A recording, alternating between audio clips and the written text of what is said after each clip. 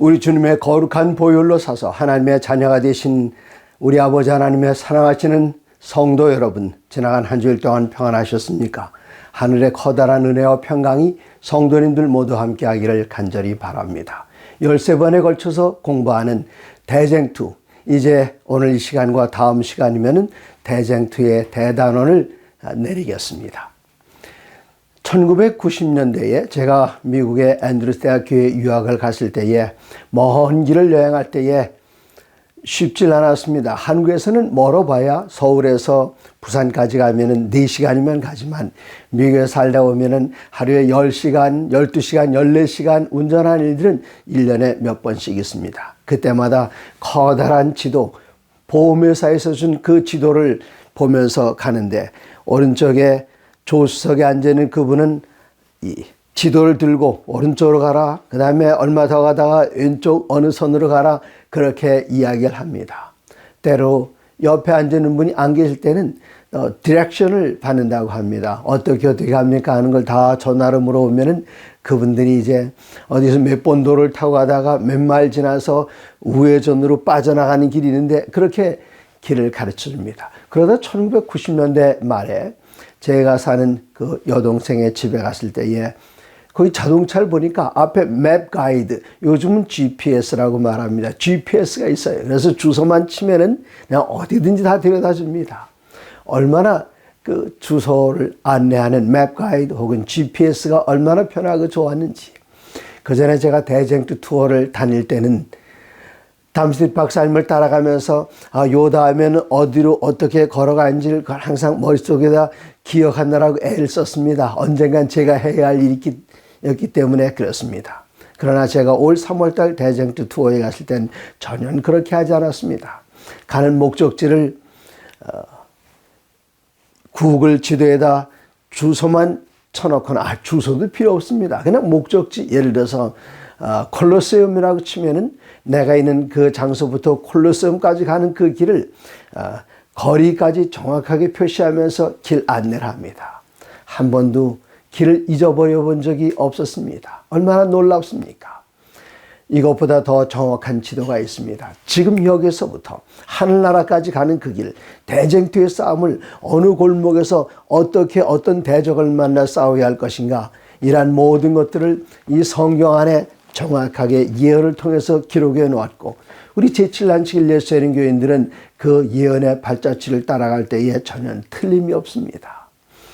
성경에 있는 예언들을 우리 재림교회는 종교개혁자들로부터 이어서 배운 특별한 전통이 있는데 역사주의적 해석입니다. 다른 모든 교단들은 역사주의적 해석을 버리고 그분들은 이제는 과거주의나 미래주의적 해석을 하는데 역사주의적 해석이 얼마나 정확하고 분명한가. 대쟁투 투어란 어떤 여행인가 하면은 성경에 기록된 1260일 언제 기원 538년 어디에서 어떤 사건으로부터 538년이 시작되어서 538년에 시작된 1260년 그때 1798년 그때에 어디에서 어떤 사건이 있었기 때문에 그 역사가 끝나는지 그 현장에 가서 그 이야기를 듣는 그 감동이 이거 보통 감동이 아닙니다. 그때 더 커다란 감동은 어쩌면 하나님께서 이렇게 정확하게 1.1획도 틀림없이 예언을 통해서 우리를 인도해 놓으시는가. 그 길을 대쟁투 투어를 가는 곳곳마다 그 설명을 서로 나누면서 하나님께서 이렇게 인도하셔서 여기에서 그 사건이 일어나므로 1798년이 이렇게 끝났구나. 보통 감동을 받는 것이 아닙니다. 성경에는 사랑하는 사도 베드로 장로님께서 베드로후서 1장 19절에 이렇게 기록이 놓으셨습니다. 또 우리에게는 더 확실한 예언이 있어. 더 확실한 비교급입니다. 무엇보다 더 확실한가 하면 그 앞에 예수님께서 변화산에 올라가셨을 때에 하늘에서 하나님께서 직접 말씀하시는 그 음성을 베드로가 들었습니다. 하나님께서 하늘 열고 직접 말씀하시는 이런 이적, 기사, 이런 것, 이 마지막 때는 누가 흉내내는가 하면은 사단이 흉내를 냅니다. 많은 사람들이 사단이 택하신 자들도 미혹하기 위하여 이적과 기사를 베풀 때에 그쪽으로 따라가는 실수를 범하게 됩니다. 그렇기 때문에 성경에는 이적이나 기사를 보는 것보다 때로는 하늘에서 누가 음성을 들었다. 제가 전에 그런 것들 본 적이 있어요. 어떤 비행사가, 조종사가 하늘 날다가 거기 눈밭이 있는데 그 눈 위에 그림자가 서 보니까 예수님의 형상이 나타났다. 그런 얘기 많이 듣지 않습니까? 그러면서 남은 때가 얼마 없다. 요즘은 그런 얘기 안 합니다만은 옛날에는 대총회 갔다 오신 분들이 대총회에 참석하시던 누가 그런 얘기를 하더라 그러면서 대총회를 향하여 운전해서 가고 있는데 낯선 사람이 세웠다. 그래서 세워서 어딜 가십니까? 앞으로 갑니다. 뒤에 타십시오. 이제 한참 가는데 뒤에 있는 분이 질문하기를 예수님께서 오실 걸 믿으십니까? 그러면 믿습니다. 예수님께서 언제 오실 거라고 생각하십니까? 앞으로 10년 후에 오실 거라고 생각합니다. 우리 대총회를 향하여 가고 있는 우리 재림신자가 그렇게 대답을 했는데 뒤에 앉아 계신 분이 그것보다는 훨씬 더 빨리 오실 겁니다. 훨씬 더 빨리 오십니다. 그럼 얼마나 좋겠습니까? 뒤돌아보니까 뒤에 앉으셨던 분이 사라졌다는 얘기.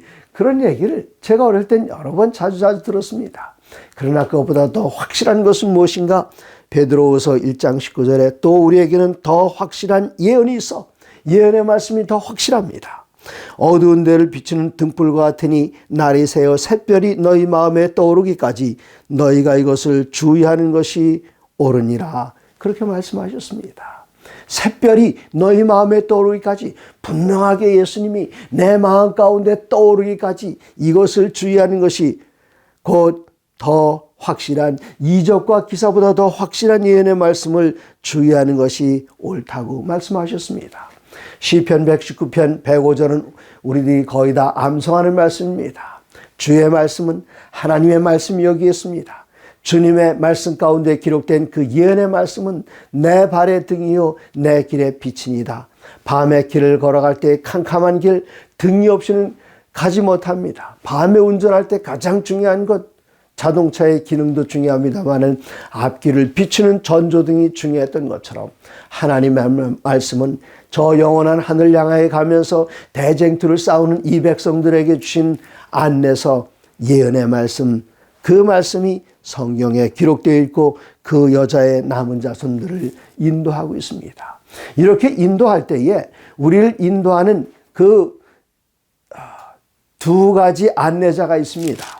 요한계시록 13장 3절에는 말씀하시기를 그의 머리 하나가 상하여 죽게 된 것 같더니 그 죽게 됐던 상처가 나음에 온 땅이 놀랍게 여겨 짐승을 따르고 바다에서 올라오는 첫 번째 짐승, 우리가 요한계시록 13장을 연구하게 되면은 로마 천주교와 그를 따르는 개신교도들이라는 것을 알게 되는데 온 세상이 이상히 여겨 짐승 천주교가 만들어 놓은 그 제도를 따라가는데 일요일을 안식일을 대체했고 하나님께서는 범죄하는 그 영혼은 반드시 죽으리라 말씀하셨는데 영혼불멸설을 만들어내 온 세상 사람들이 다 영혼불멸설을 믿고 온 세상 사람이 다 일요일날 쉬면서 일요일을 따라가고 그러나 여기 또 따라야 할 다른 분명한 길이 있는데 요한계시록 14장 1절에는 어린 양과 함께 시온산에 14만 4천이 서 있는데 그 14만 4천들의 특징에 대해서는 말씀하시기를 요한계시록 14장 4절 뒷부분에는 이렇게 기록이 되어 있습니다. 어린 양이 어디로 인도하든지 따라가는 자며 내가 판단하지 않습니다.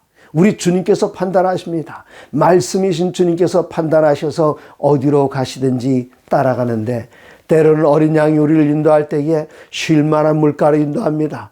그 다음에 푸른 초장으로 인도하십니다. 감사합니다 하면 그러나 한참 따라가다 보면은 우리 주님께서 어디로 가시는가 하면 사망의 음침한 골짜기로 가실 때에 그때 어떻게 해야 될까요? 판단합니다. 그냥 따라갈까? 아니면 주님 그쪽 길이 아닙니다. 예수님께서 말씀하시기를 그냥 따라와라. 주님 그건 누가 봐도 분명한 사망의 음침한 골짜기 아닙니까?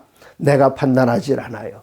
어린 양이 어디로 인도하신지 따라가는 이들 그들이 바로 14만 4천인입니다. 하나님의 거룩한 말씀을 펴놓고 우리들은 이 말씀을 읽을 때에 여기에 기록된 콘텐츠 무엇이 기록되어 있는가 내용도 중요합니다마는 예수님께서는 하나님의 말씀에 무엇이 기록되었으며 내가 어떻게 읽느냐 말씀하셨습니다.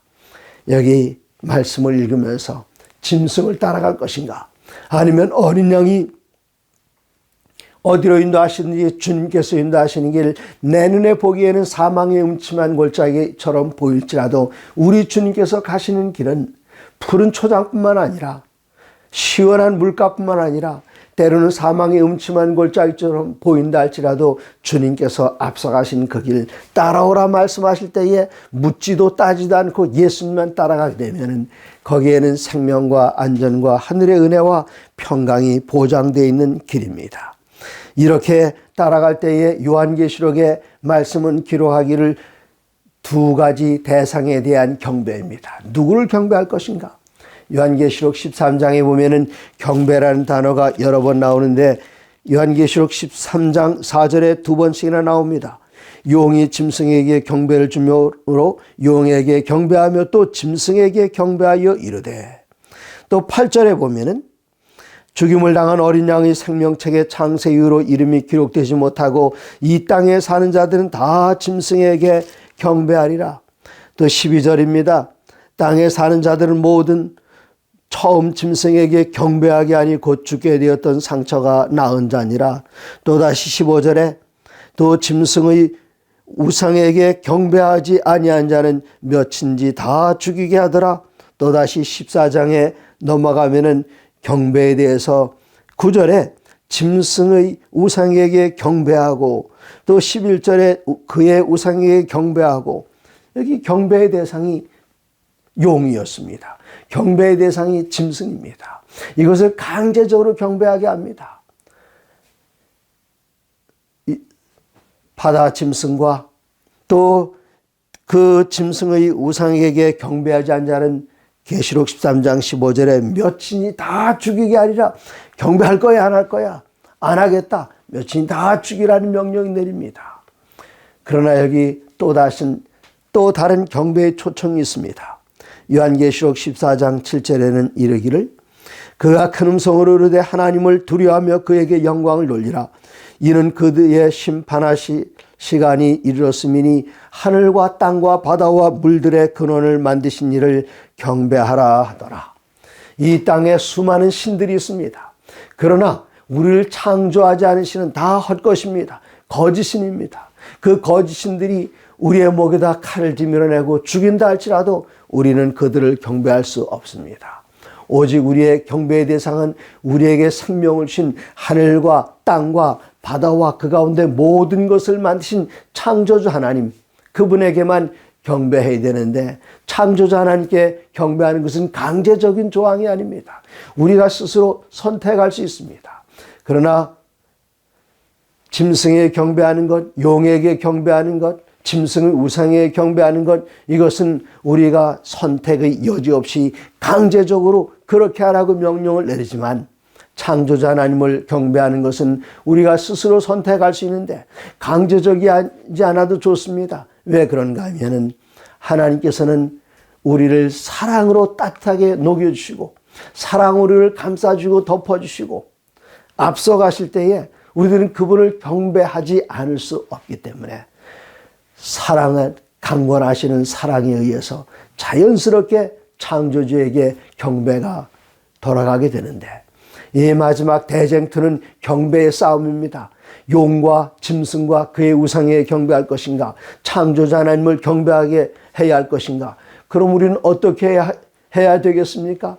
우리는 하나님의 거룩한 성경 말씀에 기록된 대로 진리의 말씀이 우리를 인도하시는 그대로 우리들은 따라가야 할 것입니다. 그러면 그 경배의 결과는 어떻게 될까요? 요한계시록 13장 15절에서는 다시 읽겠습니다. 그는 요한계시록 13장의 두 번째 짐승, 땅에서 나오는 짐승, 새끼양처럼 두 뿔이 있고 용처럼 말하는 짐승입니다. 그 짐승은 누구일까요? 우리들은 요한계시록 13장을 연구하게 될 때에 곧 마지막 때의 미국이라는 사실을 깨닫게 됩니다. 미국은 정말 훌륭한 민주주의 국가입니다. 종교 자유가 허락된 국가입니다. 그러나 마지막 때에 그가 온 세상의 권한을 안에다 집어넣고 첫 번째 나온 짐승, 곧 로마 천주교회가 1260년 동안 누렸던 그 권세를 가지고 온 세상을 명령하게 될 때에 처음 있었던 그 짐승, 바다에서 올라오는 그 짐승, 로마 교회 천주교, 거기에 짐승의 우상을 만들게 하고 그에게 경배하고 경배하지 않은 자는 몇진이 다 죽이게 하라는 명령이 내리게 될 때에 우리는 어떻게 해야 될까요? 요한계시록 14장에 나오는 세 천사의 기별 가운데 셋째 천사의 기별은 분명하게 말씀하시기를 용에게 경배하지 말라. 혹시 그에게 경배하고 그의 짐승에게 경배하고 그 우상에게 경배하는 자들은 불과 유황으로 밤낮 쉼을 놓지 못하리라. 그렇게 말씀하셨습니다. 그러면 어떻게 해야 됩니까?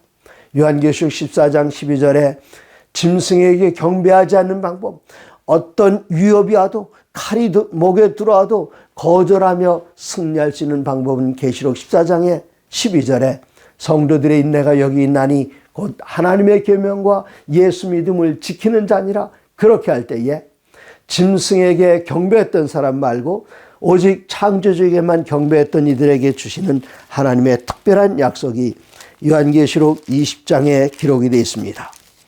계시록 20장 4절입니다.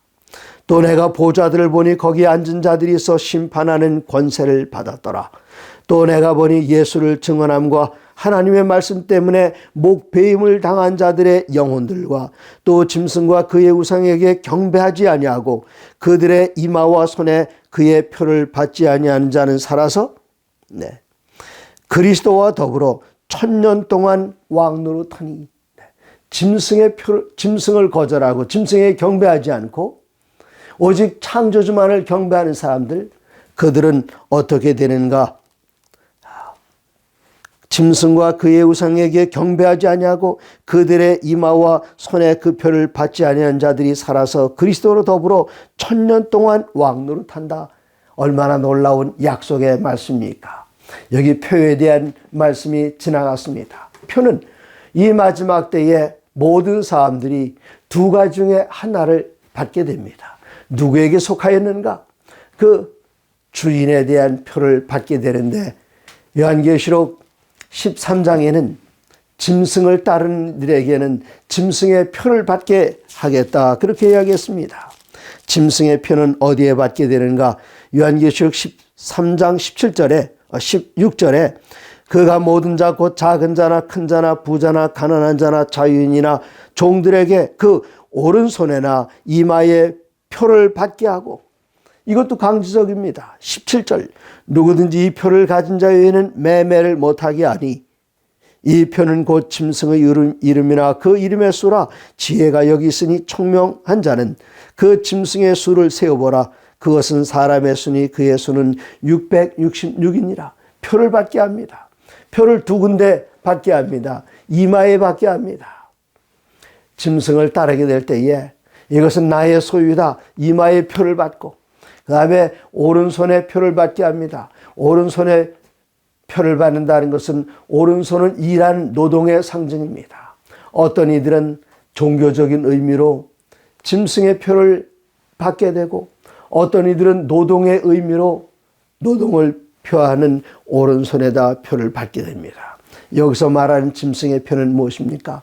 강제적으로 일요일을 지키는 것이 명령 내리게 될 때에, 강제적인 조항이 될 때에 나는 오늘이 주일이야 그래서 일을 지켜. 그런 사람들은 이마에 표를 받게 되는 것이고, 강제적으로 일요일 날 쉬게 하기 때문에 나는 노동하지 않아. 종교적인 관계도 없이 오른손에 표를 받는 것입니다.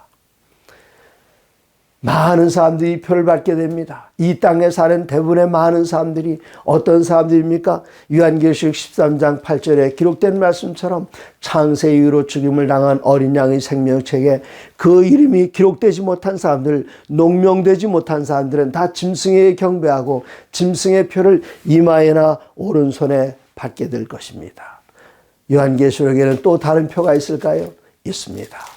요한계시록 7장 1절에 14만 4천인에 대한 언급이 있는데 14만 4천인의 특징을 이렇게 이야기합니다.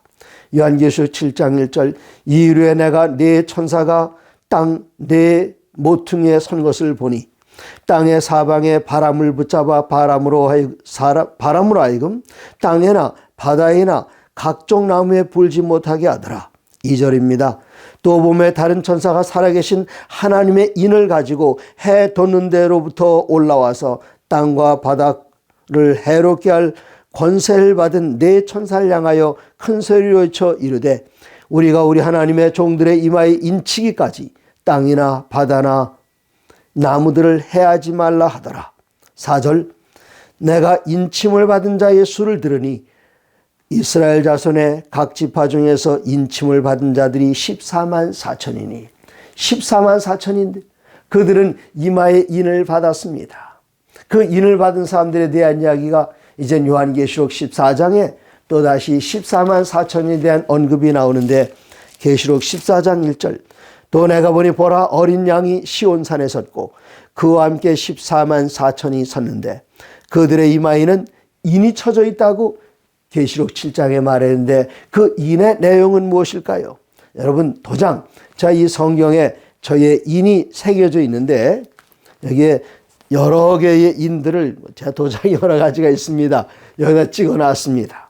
그런데 한결같이 여기에 제 이름 아니면 저를 나타내는 다른 상징적인 것들, 어떤 인에는 한가운데 권정행이라고 쓰고 위아래로 예수께서 오십니다 그렇게 쓰기도 했고요. 또 제가 교회 안에서 일하면서 제 직책이 기록되어 있는 인도 여기 있습니다. 여기 하나는 한국연합회 국외선교부 권정행, 꼭대기에 한국연합회, 밑에 국외선교부, 한가운데 권정행. 이거 분명하게 저의 소유를 나타내는 것인데 하나님의 인은 이마에만 받게 되고 오른손이나 왼손에 받지 않습니다. 이마에만 받게 되는데 그 인의 내용이 무엇인가? 14장 1절 그들의 이마에는 어린 양의 이름과 그 아버지의 이름을 쓴 것이 있더라. 여기 이마에 아버지의 이름 또 어린 양의 이름 여기 이마에다가 새긴다 그렇게 이야기했습니다. 어디에다 이름을 써놓습니까?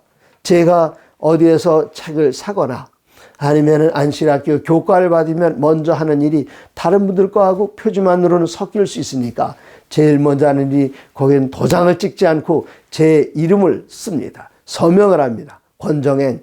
그러면 누가 보든지 이건 제 것이라는 분명한 소유가 나타나게 됩니다. 또 중요한 문서, 재산에 관한 문서에는 도장을 찍습니다. 가운데 찍어 놓습니다. 그것은 내 것이라는 확실한 증거가 됩니다. 마찬가지로 하나님께 속한 사람들, 어린 양이 어디로 인도하시니 따라가는 그 사람들의 이마에 하나님께서는 인을 쳐주시는데 그 인의 내용이 하나님의 이름을, 예수 그리스도의 이름을 여기다 새겨주시겠다 그렇게 했습니다. 그런 사람들에게는 조금 전에 읽었던 것처럼 요한계시록 20장 4절 짐승의 표를 거절하고 짐승에 경배하지 않은 이들, 이마에 표받지 않은 사람들, 오른손에 표받지 않은 사람들, 그런 사람들은 그리스도로 더불어 1000년 동안 왕노릇 하겠다 약속해 주셨습니다. 이 일을 잘 이뤄나갈 수 있도록 성령께서는 모든 시대마다 교회에 편지를 하실 때에 요한계시록 2장과 3장에 7교회에 대한 편지가 나오는데 그 모든 교회에 보내는 편지들 마지막 문장을 혹시 여러분 기억하십니까? 그 마지막 에베소에 있는 사자에게 편지합니다. 서머나에 있는 사자에게 편지합니다. 맨 마지막으로 7번째 교회 라오디게아 교회의 사자에게 편지하면서 간곡하게 부탁하신 말씀은 교회는 성령이 교회들에게 하시는 말씀을 들을지어다 그렇게 이야기하십니다. 지금으로부터 2000년 에베소 교회를 인도하신 분은 성령님이십니다. 그리고 마지막 때에 우리를 인도하시는 그분은 성령이십니다. 이 교회가 시작될 때부터 우리들이 저 영원한 하늘나라에 갈 때까지 우리를 인도하시는 분은 성령님이신데 특별히 성령께서 이 마지막 때에 우리를 인도하시는 그 방법이 있습니다. 어떤 분들은 계시도 보고 꿈도 꿀 수 있겠습니다만 모든 사람이 다 볼 수 있도록 하나님께서는 특별한 한 가지 방법을 인도해 주시는데 성령에 관한 인도 우리가 알기 위해서 계시록 12장 10절을 보시면은 요한계시록 12장 17절에 용이 여자에게 분노하여 돌아가서 그 여자의 남은 자손 곧 하나님의 계명을 지키며 예수의 증거를 가진 자들로 더불어 싸우려고 바다 모래 위에 섰더라. 그 여자의 씨의 남은 자들, 그들에겐 두 가지 특징이 있는데, 하나는 하나님의 계명을 지키며 또 다른 두 번째는 예수의 증거를 가진 자들이라 그랬습니다. 그런 예수의 증거가 무엇입니까? 요한계시록 19장 10절에서는 그 예수의 증거를 분명하게 보여줍니다. 요한계시록 19장 10절, 내가 그 발 앞에 엎드려 경배하리 하니 그가 나에게 말하기를 나는 너와 및 예수의 증언을 받은 내 형제들과 같이 된 종이니 삼가 그리하지 말고 오직 하나님께 경배하라. 창조주에게 경배하라. 인간은 누구도 경배를 받을 자격이 없다. 피조물은 누구도 경배를 받으면 안 된다. 오직 창조주께 경배하라. 그러면서 그 마지막 문장은 예수의 증언은 예언의 영이라 하더라. 예수의 증거는 예언의 영이라 하더라. 제가 여기 예수의 증언이라고 읽었죠? 그렇게 기록되어 있으니까요. 계시록 12장에는 예수의 증거라고 그랬죠? 증거와 증언은 헬라어로 똑같습니다. 개역 성경에는 둘 다 증거라고 번역이 되어 있습니다. 근데 예수의 증거는 무엇인가? 예언의 영이라 그렇게 했는데, 그 앞에 번역되었던 개역 성경에는 대언의 영이라 그렇게 기록이 되어 있습니다. 그리고 제가 아주 어렸을 때 있던 그 성경 구역 성경에는 예언의 신이라 그렇게 기록이 되어 있습니다. 예수의 증거는 무엇인가? 여기 세 가지 단어 영어로 하면 다 똑같은 Spirit of Prophecy입니다. 예언의 신, 대언의 영, 예언의 영. 거기에 한결같이 끝에 붙는 그 말은 예언의 영, 대언의 영, 예언의 신, 곧 성령을 나타내는 표현입니다. 이 마지막 때에 우리를 인도하시는 그분은 누구실까요? 성령님이십니다. 특별히 그 성령님의 칭호를, 성령님의 수많은 칭호가 있습니다. 이른 비, 늦은 비, 보혜사, 불의 혀, 이슬, 바람, 물, 여러 가지가 있습니다만은 다 한 성령을 나타내는데, 성령께서 하시는 그 역할에 대해서 이야기를 하십니다. 이 마지막 때에 그 여자의 씨의 남은 자들과 함께 역사하시면서 대쟁투의 현장에서 우리를 매 순간마다 판단하게 하시고 이끌어 주시고 진리로 인도하시는 그 성령님의 칭호를 계시록 12장 11절, 그 여자의 남은 자손의 두 가지 특징, 하나님의 계명을 지키며 예수의 증거를 가진 자들, 예수의 증거는 무엇인가? 19장 10절에는 말하기를 예수의 증거는 대언의 영, 예언의 신, 예언의 영이라 말씀하셨습니다.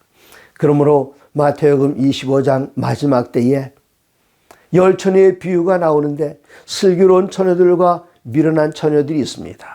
미련한 처녀들과 슬기로운 처녀들 다 신실한 그리스도인들입니다. 등잔을 가지고 있는 그리스도인들입니다. 신랑을 맞으러 나가는 그리스도인들입니다.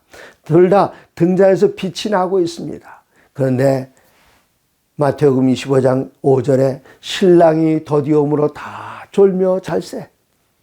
미련한 자들도 자고 슬기로운 자들도 잡니다.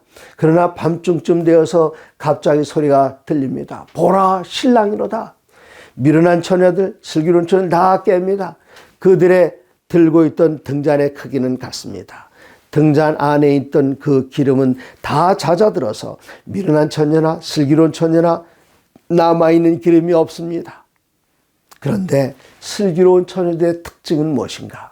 그들에게는 등잔 안에 있는 기름 외에 다른 기름이 있었습니다. 물론 다 동일한 기름입니다. 하지만 역할이 달라요. 슬기로운 여인들은 성령님을 대언의 영, 예언의 신, 예언의 영으로 받아들였습니다. 받아들였기 때문에 보라, 신랑이로다 하는 그때부터 예수님을 따라서 우리가 하늘나라까지 들어가는 그때까지 우리를 인도하시는 그분이 누구신가? 물론 성령입니다. 그런데 그 성령은 누구일까요? 불의 혀 같은 성령이십니까? 아닙니다. 아니면 비둘기 같은 성령입니까? 아닙니다. 비둘기 같은 성령이나 이른비나 늦음이나 다 같은 분이십니다만, 우리가 침례받을 때 역사하셨던 성령께서는 비둘기같이 역사했던 성령이시라면, 우리가 이방인들에게 나가서 복음을 전하기 위하여 선교사들이 외국어로 말할 때에 그때 불의 혀 같은 성령이셨다면, 그리고 우리가 그리스도 예수를 영접하여 믿음의 신앙생활을 잘 유지해 나갈 때에 그때 역사하셨던 분이 이슬비나 아니면 이른비였다면 이 마지막 때에 우리들에게 커다란 능력을 주어서 이 사업 마치게 하시는 그 성령님의 칭호가 늦은비였다면 이 마지막 때에 하나님의 계명을 지키며 용과 싸우고 바다짐승과 싸우고 땅짐승과 싸우면서 대쟁투의 마지막을 장식하게 될 그 여자의 남은 자들 손들에게 역사하시고 그들 인도하신 성령의 칭호를 성경에서는 예언의 영이라 그렇게 말씀하셨습니다. 그러므로 슬기로운 처녀들과 미련한 처녀들의 차이는 무엇인가 하면 성령을 예언의 영으로 받아들이고 그 예언의 신의 말씀을 따라서 순종하며 그 명령을 순종하고 따라가면서 끝까지 대쟁투의 싸움을 싸우는 그 사람들이 바로 슬기로운 처녀들입니다. 이젠 대쟁투는 막바지에 이르렀습니다. 아직도 바벨론에 남아있는 하나님의 백성들이 있습니다. 그들을 향해서 요한계시록 18장 1절 이 일 후에 다른 천사가 하늘에서 내려오는 것을 보니 큰 권세를 가졌는데 그의 영광으로 땅이 활하여지더라. 그가 힘찬 음성으로 외쳐 가로되 무너졌도다 무너졌도다 큰 성 바벨론이여. 어디서 듣던 얘기 아닙니까? 요한계시록 14장 8절에 둘째 천사의 기별이 무너졌도다 무너졌도다 큰 성 바벨론이여. 지금 이 마지막 때에 아직도 대쟁투가 거의 끝나가는 무렵에도 아직도 바벨론 안에 있는 하나님의 백성들이 있습니다. 그들 향하여 말할 땐 힘찬 음성으로 속히 나오라 속히 나오라. 4절에 또 내가 들으니 하늘로부터 다른 음성이 나서 이르되 내 백성아 거기서 나와 그의 죄에 참여하지 말고 그가 받을 재앙들을 받지 말라. 둘째 천사의 기별을 그 여자의 남은 자손들이 이 세 천사의 역할을 감당하면서 그들에게 외칩니다. 첫째 천사의 기별 그가 큰 음성으로 가로되 하늘과 땅과 바다와 물들의 근원을 만드신 이를 경배하라 하더라. 그 다음에 셋째 천사의 또 큰 음성으로 가로되 짐승에게 경배하거나 표받지 말라. 그러나 이러한 경고를 아직도 듣지 못하고 바벨론 안에 있는 그들을 향해서 이 마지막 때에 하늘에서 힘센 천사가 커다란 영광을 내려오는데 그분이 누구인가 하면은 이 마지막 때에 하나님의 영광스러운 날, 그 좋은 날 보기를 바라는 하나님의 백성들에게 임하시는 늦은 비이십니다. 늦은 비로 역사하시는 성령께서 우리들에게 마침내 힘찬 음성으로 바벨론에 있는 그들을 향하여 불러낼 수 있는 그런 능력을 여러분과 저에게 주실 것입니다. 어떻게 하면 그 늦은 비를 받을 수 있을까요? 이른 비가 임할 때에 이른 비를 감당하는 이들에게 늦은 비가 임하게 될 것입니다. 이 비는 어디든지 다 똑같이 내립니다. 산에도 내리고 들판에도 내리고 강에도 내리고 아스팔트에도 내리지만 준비된 이들에게 그 비가 내리게 될 때에 유익이 되는 것처럼 성령께서 세미한 음성으로 말씀할 때 순종하기를 연습하셨던 이들, 그리고 성령께서 가라 전하라 말씀할 때에 순종해서 예수의 증인이 되었던 사람들, 이 마지막 때에 그들이 힘찬 음성, 큰 음성으로 세상을 향하여 경고하면서 아직도 바벨론에 있는 포로된 이들을 불러내어 하늘 영광스러운 그 나라로 옮겨가는 일에 순종하는, 그리고 하나님께서 쓰실 그런 사람들, 그들에게 마침내 늦은 비는 내리게 되겠고 하나님의 사업은 마치게 되겠고 우리들은 영광스럽게 오시는 주님과 함께 대쟁투를 마치고 저 영원한 하늘에서 살게 될 것입니다. 사랑하는 성도 여러분, 하나님의 모든 말씀으로 사시기 바랍니다.